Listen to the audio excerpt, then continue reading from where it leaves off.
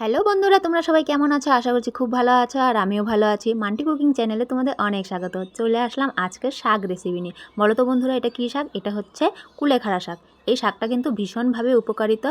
এটা হচ্ছে রক্তে বৃদ্ধি করার জন্য কিন্তু খুব আগ্রহীশীল এই শাক। তো তোমরা কিন্তু এটাকে কাঁচা রস করে খেতে পারো বা রান্না করেও খেতে পারো। তো চলো আমি এই রেসিপিটা কীভাবে তৈরি করি সেটাই দেখাচ্ছি। তো এই দেখো আমি শাকগুলো ধুয়ে নিচ্ছি। এবার আমি শাকগুলো ঝুরি ঝুরি করে কেটে নেব। এই দেখো আমি একটা কাটারির সাহায্যে ঝুরি ঝুরি করে কিন্তু কেটে নিচ্ছি। তোমরাও এভাবে ঝুরি ঝুরি করে কেটে নেবে। আমার শাকগুলো কিন্তু কাটা হয়ে গেছে। এবার আমি বসিয়ে দিয়েছি কড়াইটা গরম হয়ে গেছে, দিয়ে দিলাম তেল। এবার আমি দিয়ে দেব লঙ্কা চেরা। তোমরা পেঁয়াজ লঙ্কাটা কিন্তু একটু বেশি পরিমাণে দেওয়ার চেষ্টা করবে, তাতে এই শাকটা কিন্তু খুব ভালো লাগবে খেতে।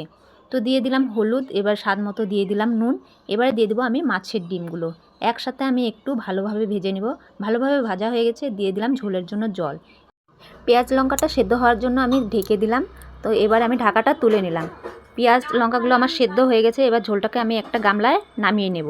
আর কড়াইটাকে আবার একটু জল দিয়ে ধুয়ে নিলাম। তো কড়াইটা দেখো গরম হয়ে গেছে আবারও।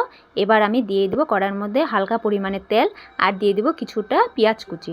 পেঁয়াজ কুচিটা আমি হালকাভাবে লাল লাল করে ভেজে নেব। এবারে দিয়ে দেবো আমি কালো জিরে, আর দিয়ে দেবো কেটে রাখা শাকগুলো দেখো আমি ভালোভাবে নেড়ে দিচ্ছি। তো নাড়াচাড়া আমার হয়ে গেছে। আর তো এই দেখো শাকের মধ্যে উঠেছে হালকা পরিমাণের জল। তো কোনো অসুবিধা নেই, আমি এটা নেড়ে চেড়ে এই দেখো জলটাকে শুকিয়ে নিয়েছি। এবার দিয়ে দেবো সেই ঢেলে রাখা ঝোলটা। তো এই দেখো আমি ঝোলটা দিয়ে দিলাম। এবার আমি আবার একটা থালা দিয়ে ঢেকে দেবো কিছুক্ষণের জন্য। তো এই দেখো আমি থালাটা তুলে নিলাম। আর এই আমার রেসিপিটা কিন্তু তৈরি হয়ে গেছে। তো বন্ধুরা, কেমন লাগলো আমার এই কুলেখাড়া আর মাছের ডিম দিয়ে শাকের রেসিপিটা? যদি তোমাদের ভালো লেগে থাকে তাহলে অবশ্যই লাইক, কমেন্ট, শেয়ার করে আমার পাশে থেকো। তো দেখা হচ্ছে পরের কোনো এক নতুন রেসিপি নিয়ে।